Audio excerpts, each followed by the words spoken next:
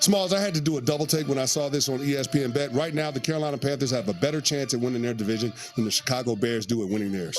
Couldn't believe that. But a lot of it has to do with how good Bryce Young was down the stretch in the Carolina Panthers team as a whole. Second half of the season, the Carolina Panthers had 4 overtime games and won 3 of them. So that's a skill, young team being able to figure out how to win close games. They pushed the Kansas City Chiefs to the limit. The Chiefs won on a last-second field goal in regulation.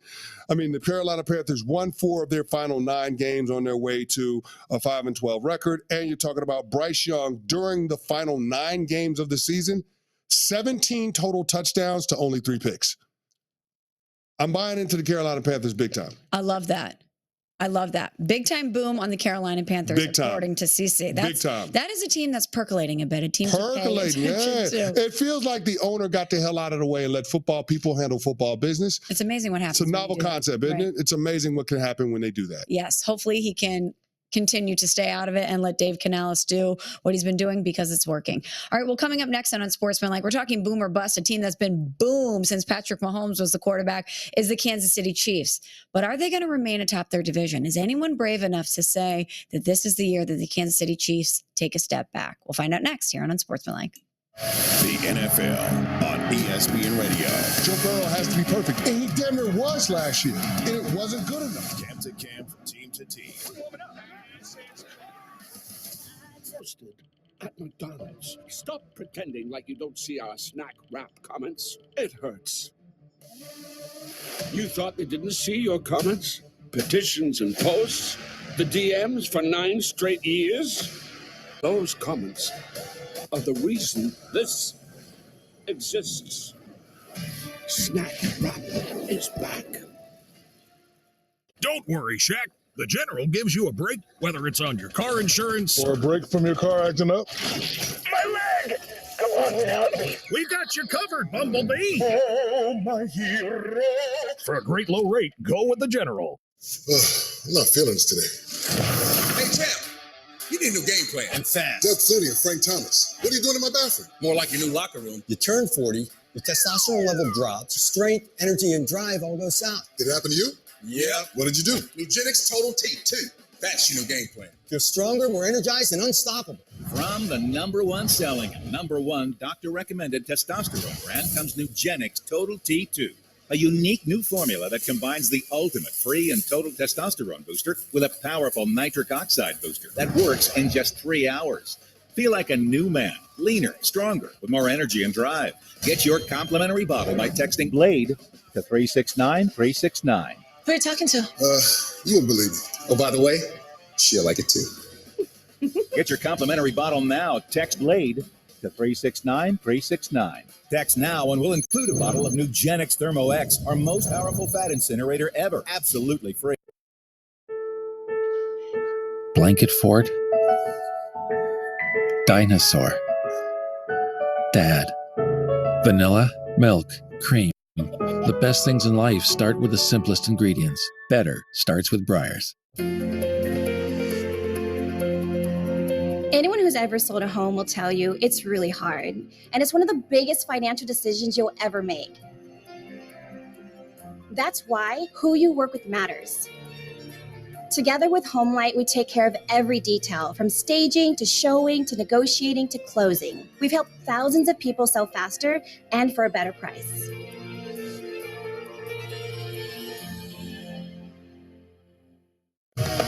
When I was little, I never thought I'd be in the big leagues because there was never a league like this. I walk in like royalty. They front row, they watching me. The next legendary big league is here.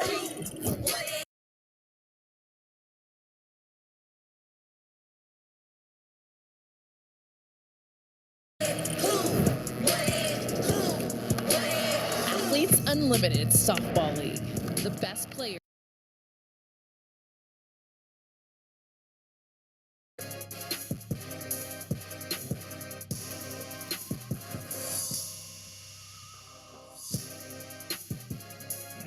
This is Unsportsmanlike. We are one more average season by the numbers from Mahomes from having the conversation about who the best quarterback in the NFL is. If the Kansas City Chiefs find themselves in a situation where they're not in the AFC Championship game, then all of a sudden it's going to become a question of who the best quarterback in the NFL is.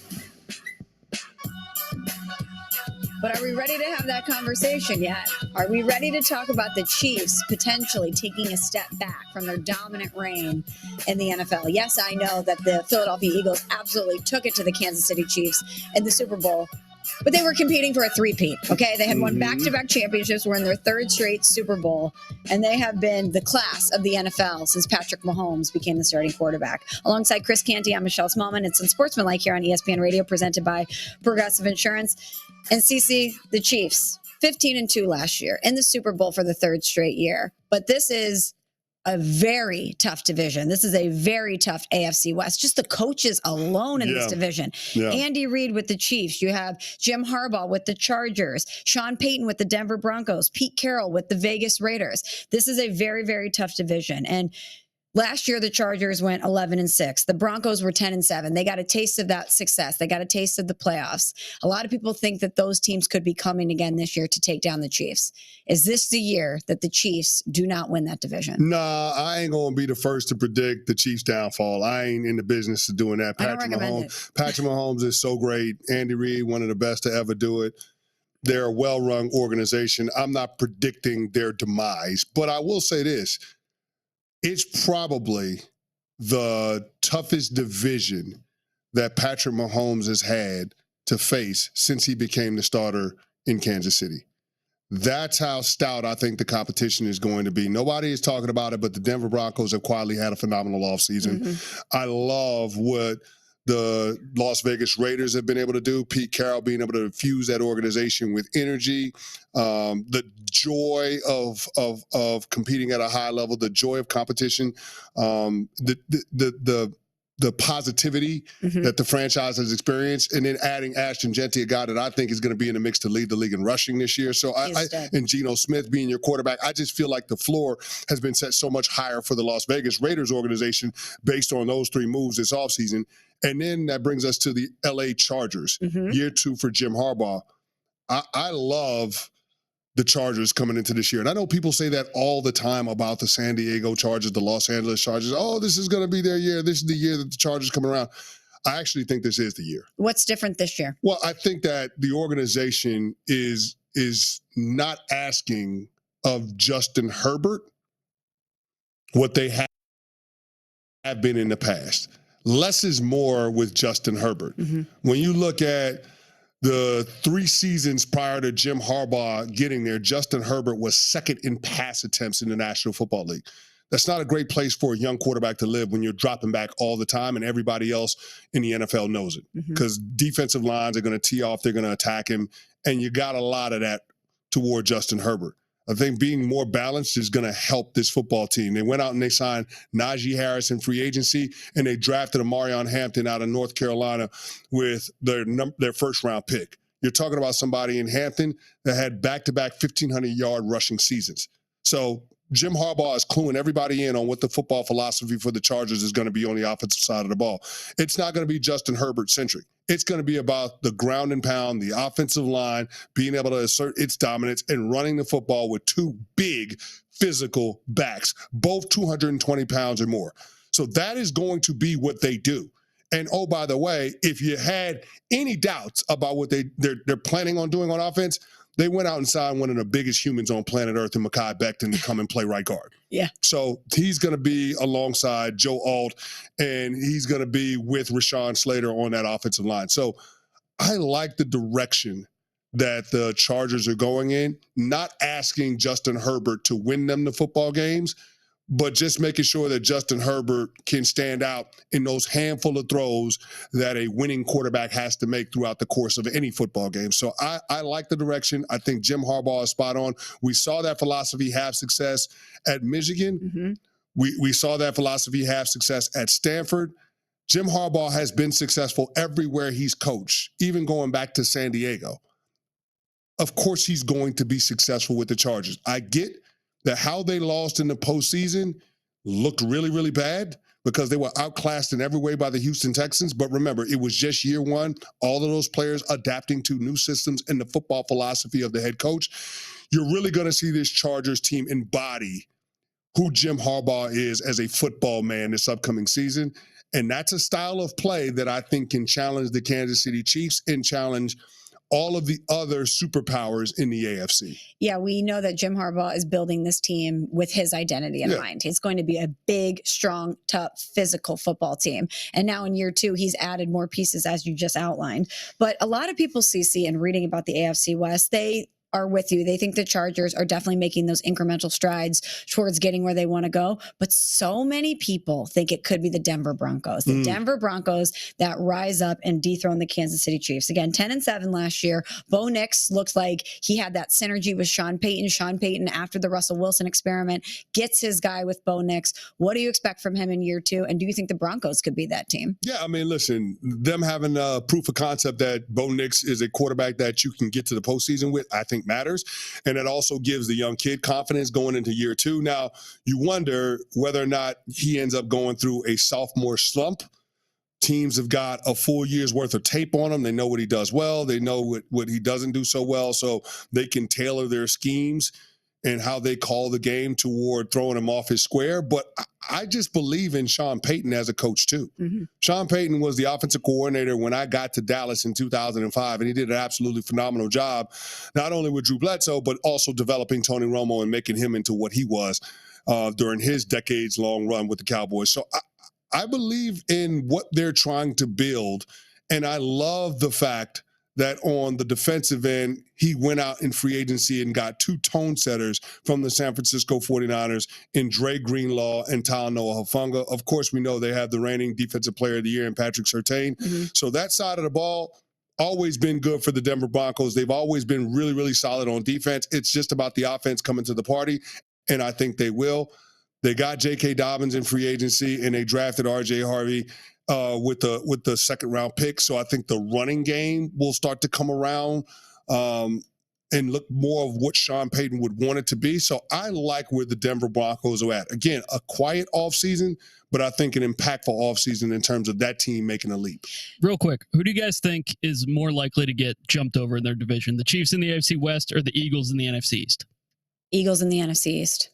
Really? Well, and that's not a diss at the Eagles. I just look at the Commanders, and I think that if they continue to do what they're doing with Jaden Daniels, especially him on a rookie deal, how they're adding pieces around him, they could take a step forward. And we just praise the Broncos, the Chargers. We love what Pete Carroll is starting to do with the Raiders.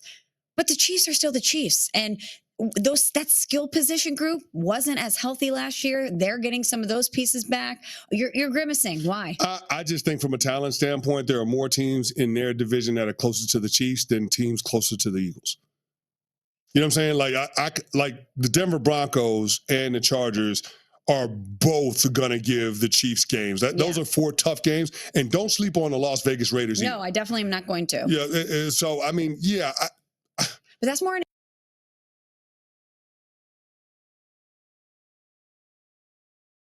indictment on how I feel about Jaden Daniels and how I feel about the Washington Commanders. Sure, but having not so much on Philly. Yeah, but having protection powered by Proceramide technology, visibly healthier, smoother skin for arm-raising confidence. Dove 72-hour protection, underarm skincare.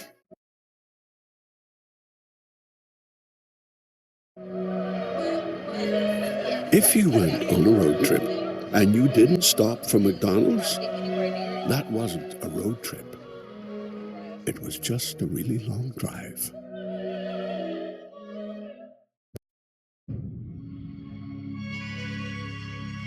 If you're a fan, what you'll see in the next minutes, hours, and days to follow may convince you you've gone to sports heaven. And right now, you're standing on the edge of tomorrow. Booyah!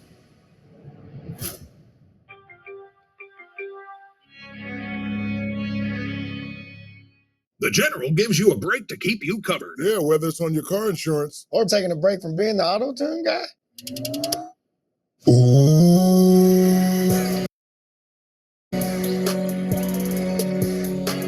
For a great low rate, go with the selling a home has gotten hard. Inventory is tight and interest rates are high. Making a move can be scary. That's why who you work with matters. I partner with HomeLight to help our clients win in any situation. Our buyers find great deals on their dream homes, and our sellers get top dollar, even in a challenging market. HomeLight gives our clients the edge they need, and together, we all win.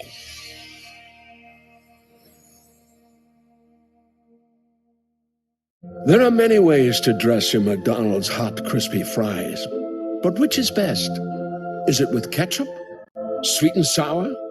Dare I say, au natural? Ba-da-ba-ba-ba. Nice Oakleys, Stipe. Where'd you get them? GovX.com. Man, I gotta get me one of those. Where'd you get it? GovX.com.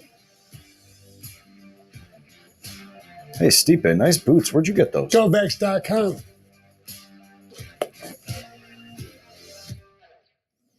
Use it. Exclusive deals for first responders, military, and law enforcement only at GovX.com. This is the one who keeps it moving. He stocks the right parts and knows just where to find them. Because this is about more than business. The industrial grade products you need. Call, click, or stop by. Grainger, for the ones who get it done.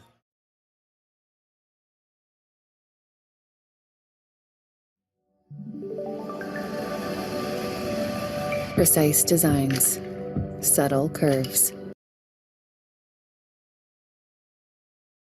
Dan Graziano, great to see you. Hey, for Lamar Jackson and Josh Allen, is anything short of a Super Bowl, Dan, disappointing for them in their respective franchises?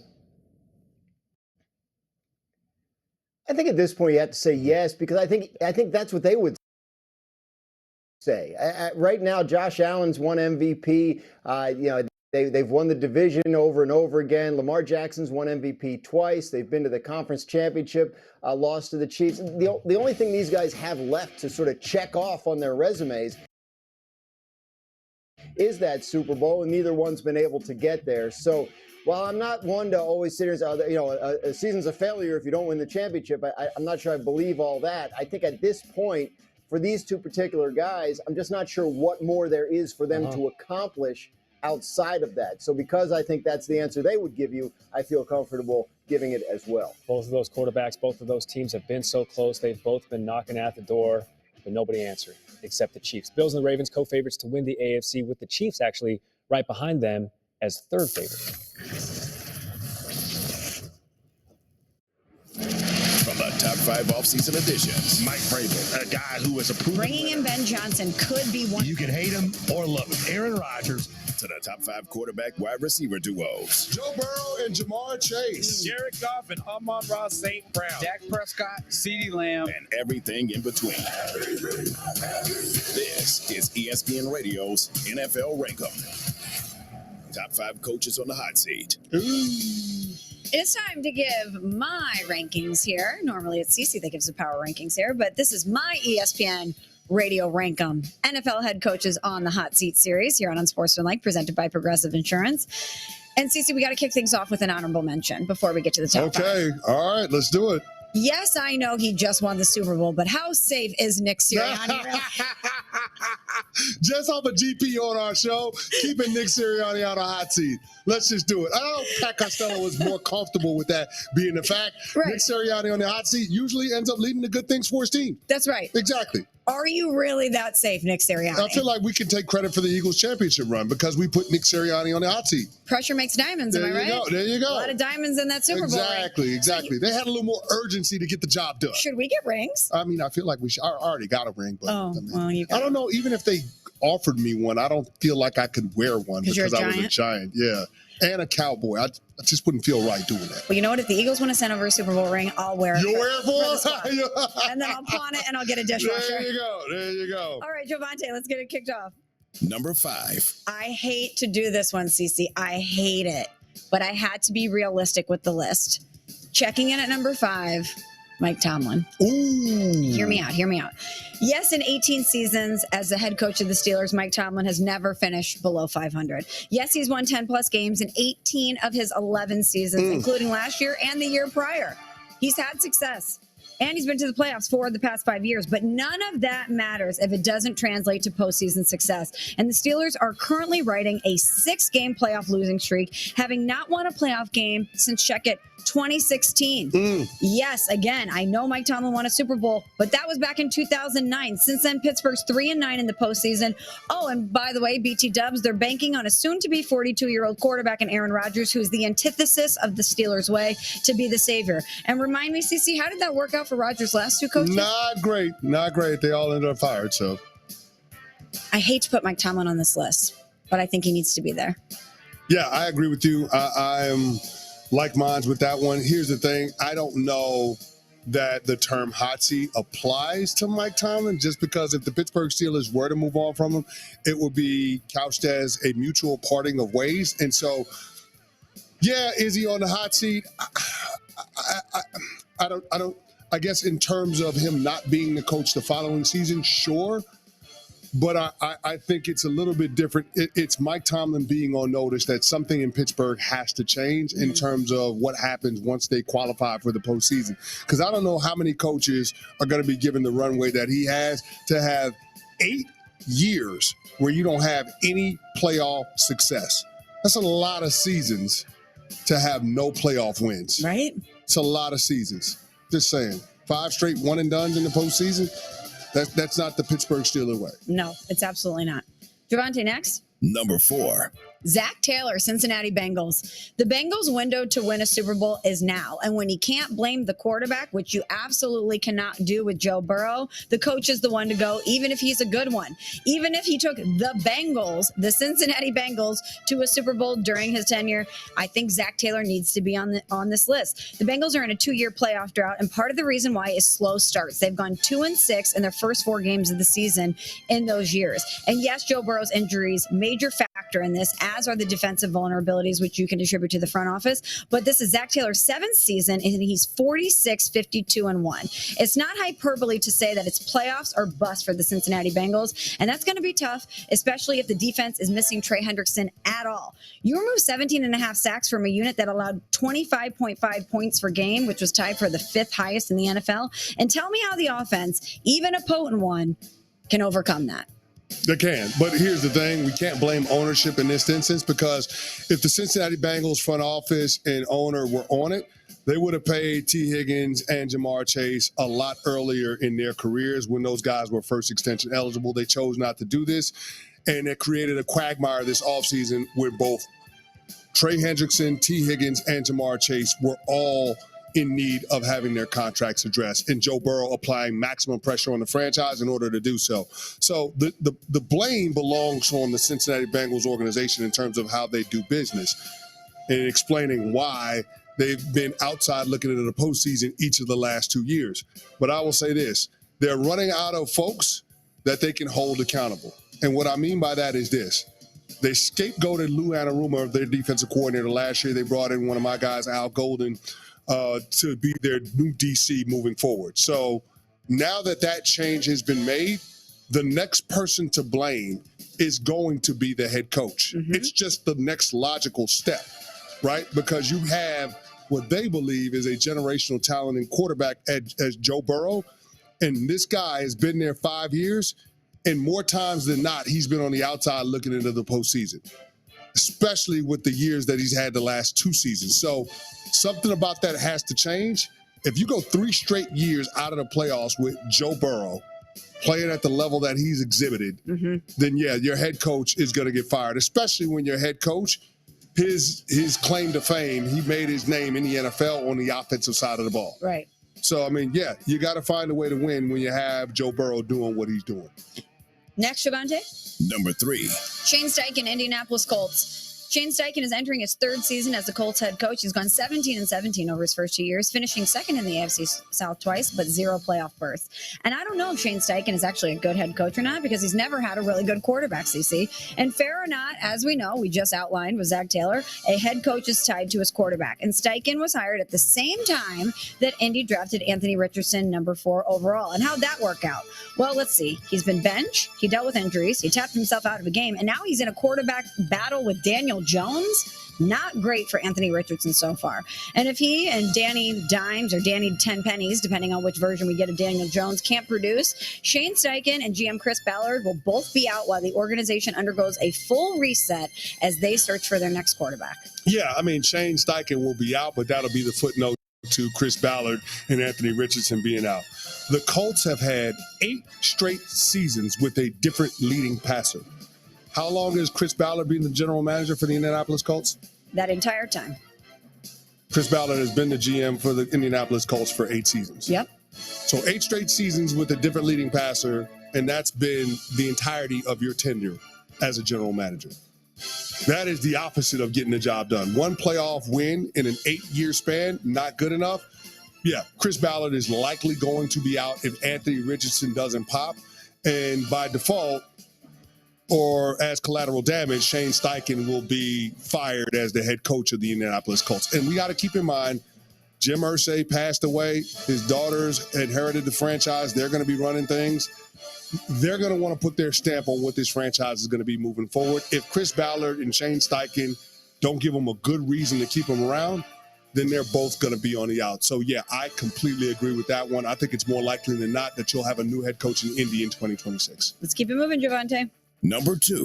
Mike McDaniel, Miami Dolphins. Now, I love the guy, okay? He's part of the ankle gang, you know? We always see him with the crab pants, which I love. And his frames are always on point. Always on point. He's fun. Stunner shades are crazy. Mike McDaniel. Yeah. And he's got a great story, too. Great in story. terms of overcoming his bout with alcoholism. Mike McDaniel, one of the true good guys in the NFL in terms of redemption stories. No doubt. Yeah, so, again, you should want to root for Mike McDaniel, of course, to have success professionally because of the person that Mike McDaniel is. No doubt.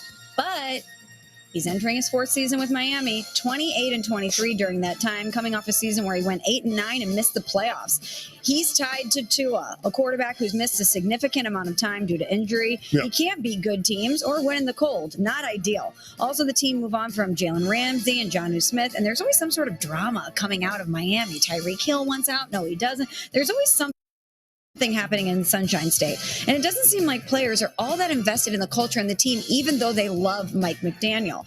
And I know that he's sensitive and he's quirky, and maybe that's just what the organization needed after that contentious period with Brian Flores and Tua. He was a good person to bring in and change the vibes there.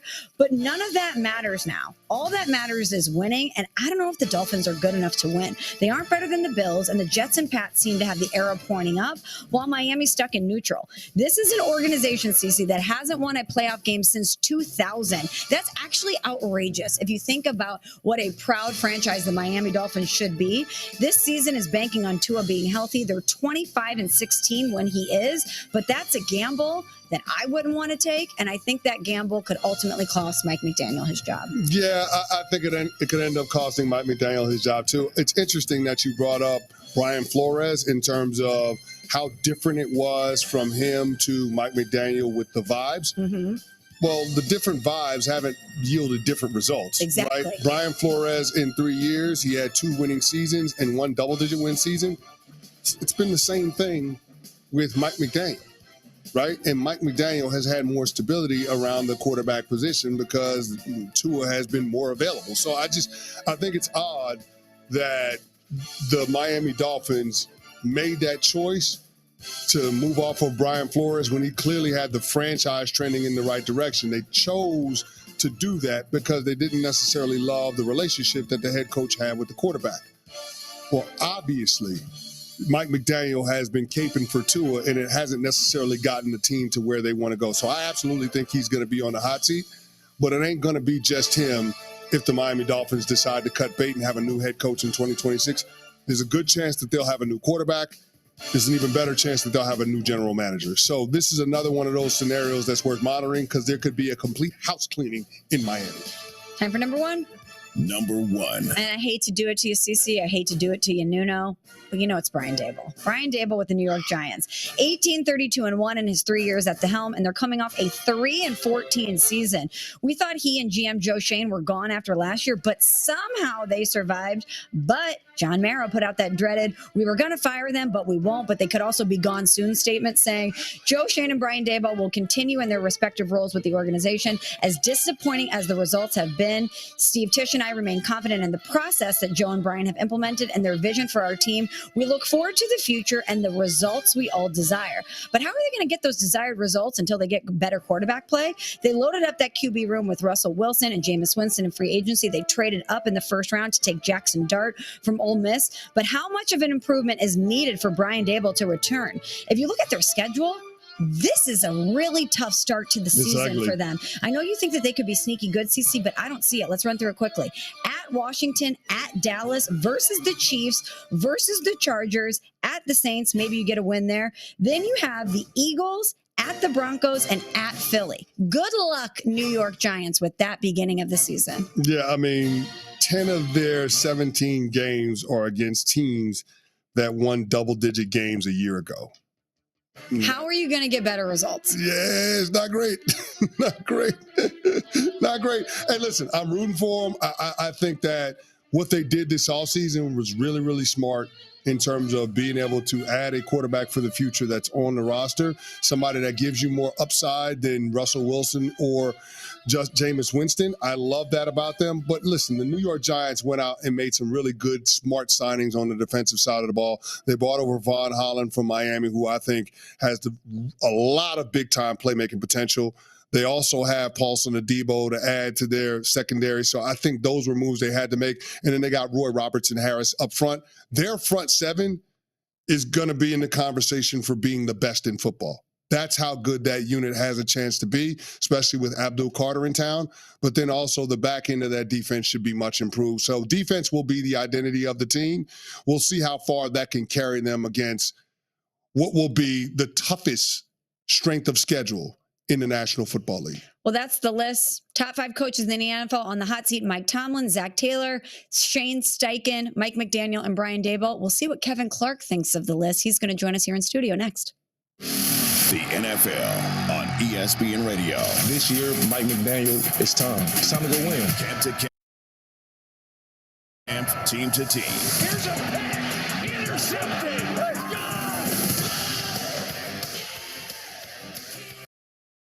Acting up. My leg. Come on, help me. We got you covered, Bumblebee. Oh, my hero. For a great low rate, go with the General. Blanket Fort, Dinosaur,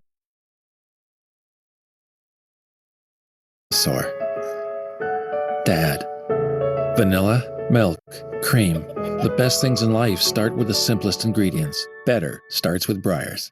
84 weeks ago, with precisely 2 likes at the Rio Sarah Pascal, posted at McDonald's. Stop pretending like you don't see our snack wrap comments. It hurts. You thought they didn't see your comments, petitions, and posts, the DMs for 9 straight years? Those comments are the reason this exists. Snack Wrap is back. Only one night hits this hard because the A has some extra pop. I ain't playing around. Make one possible. Feel the power of the Derby.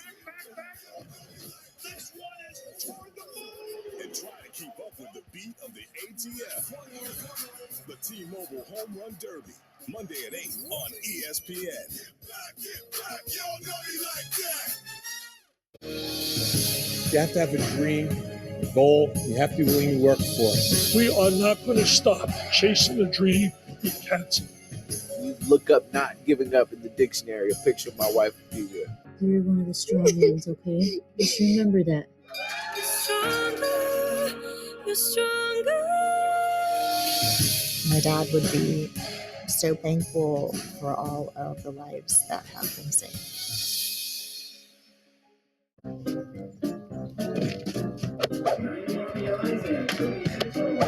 gravity defier for life. Iams for life. Also try new Iams Healthy Weight Cat Food. Do you feel overwhelmed by the constantly changing real estate market? You're definitely not alone. So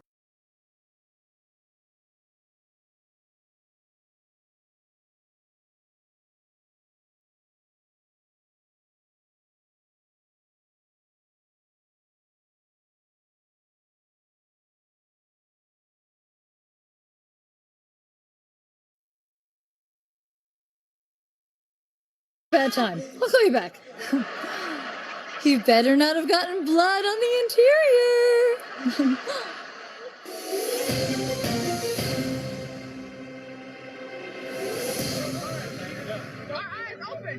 No, not hers.